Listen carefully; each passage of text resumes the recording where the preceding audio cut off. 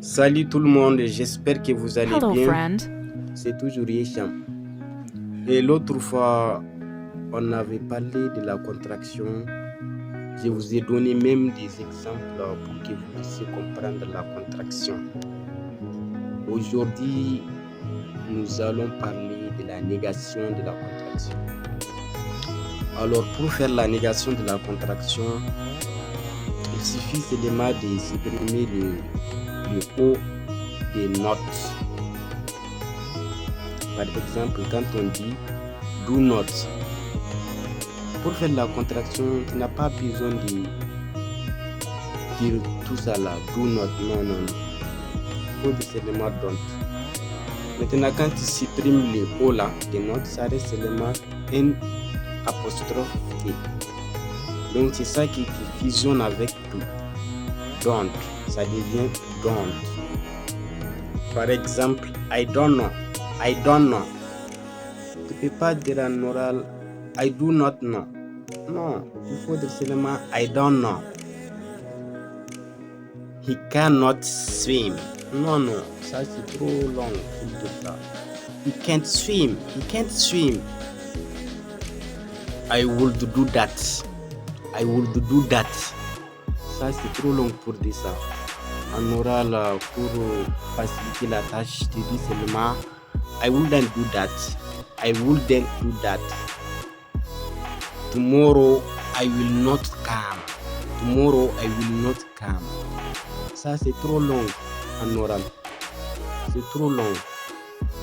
Mais pour faciliter la tâche, tu peux dire seulement tomorrow I want to come. I want to come. Tu fais la contraction. Avec will là, quand tu fais la contraction, c'est avec W-O-N apostrophe T. I want to come tomorrow. He is not Malian. Non, ça c'est trop long. He is not Malian. Il faut dire seulement he isn't Malian. He isn't Malian. They are not stupid. They are not stupid. Ça c'est trop long. Il faut dire seulement they aren't stupid. They aren't stupid. Là, ce n'est pas aussi difficile que ça. Quand il s'agit de parler anglais, tu n'arrives pas à parler. C'est comme ça. Les Anglais utilisent la contraction pour parler en oral. Mais toi, tu ne comprends pas. Maintenant, pour les, pour les adverbes interrogatifs aussi, c'est valable. Voilà, pour votre information, la contraction est utilisée pour les dialogues.